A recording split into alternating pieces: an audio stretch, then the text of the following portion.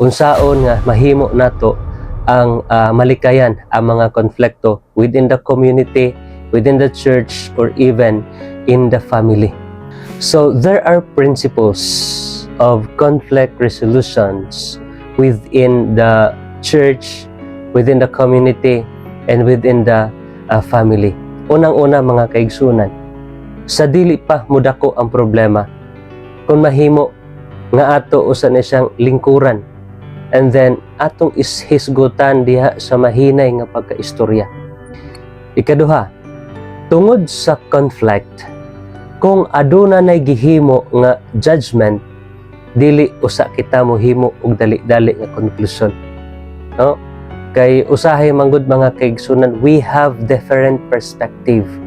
Lahi-lahi ang ato nga panglantaw sa inistoryahan, sa nilihukan, facial reaction, no, lahi-lahi ang ato nga kanang gitawag bitag first impression sa tao. Ikatulo mga kaigsunan, if ever naagyo conflict, kinahanglan nga ang ato nga isgutan ang tinuod jud nga problema. No?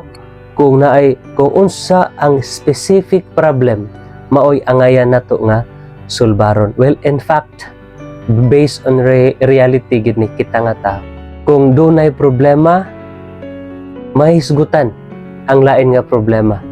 So, ikatulo nga prinsipyo, kinahanglan sulbaron una kung unsa ang nahimo nga problema.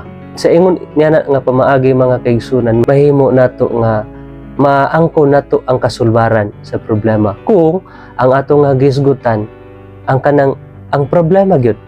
So ang ikaapat mga kaigsunan mao ni kinahanglan ang usa ka sakripisyo. Why we need to sacrifice?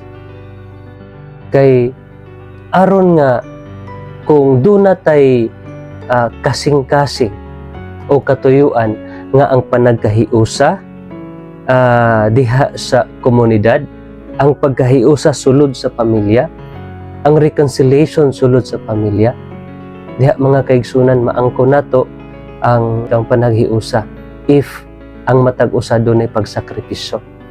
So unsa man ang atong isakripisyo, kaning gitawag nato og ang ato nga garbo mga kaigsunan. Usahay dili nato kayang isakripisyo ang garbo. Sometimes we are thinking that we are the victim. That is why it is hard, no, to sacrifice that thing. Instead, proving ourselves that we are correct. Instead, proving ourselves that we are the victim in that conflict. Let us apply the principles of love and forgiveness. Mao ni nakanindot mga kaigsunan.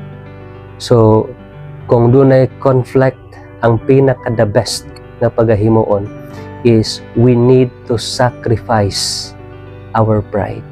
Kung gusto ta nga dunay resolution sa mga matag konflikto, sulod sa komunidad, sulod sa pamilya, sulod sa simbahan, let us sacrifice our pride. So, ang ikalima mga kaigsunan, ayaw kasuko kung akusahan ta og dili tinuod nga mga accusation. Apan mao ni atong timan-an. Kung tinuod man ang accusation, nganong masuko pa man ta? Diba? And if ever ang accusation dili tinuod, then nganong masuko pa man ta? Diba? So, kinahanglan gyud ang ato nga pagpaubos, kinahanglan nga doon natay pagsabot. Atong hinumduman mga kaigsunan, kung ang usa ka tawo nag-accuse unya kaun baslan po natog accusation, di gyud na nato maangkon ang kalinaw mga kaigsunan.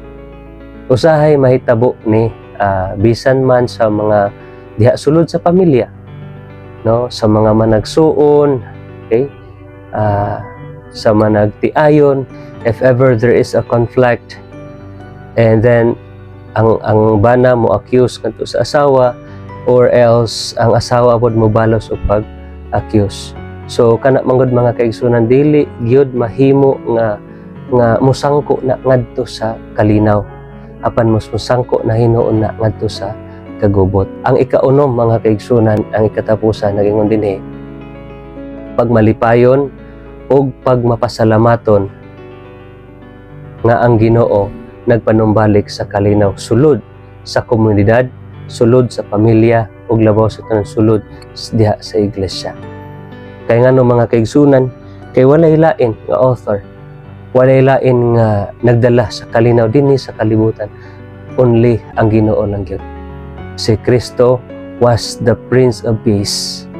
So mao na nga sa matag panahon nga atong naangkon ang resolution, nasulbad ang ato nga mga problema, and let us not forget that's all because of our Lord.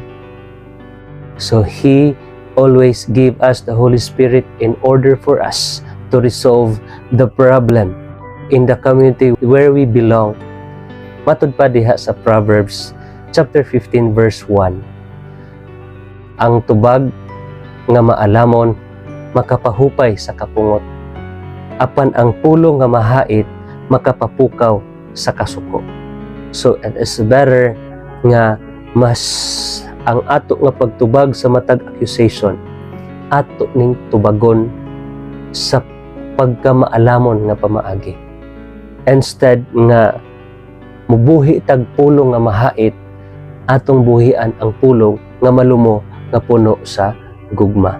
In that case mga kaigsunan, atong maangkon ang kalinaw kahapsay sa ato nga komunidad, sulod sa ato nga pamilya ug sa ato nga iglesia.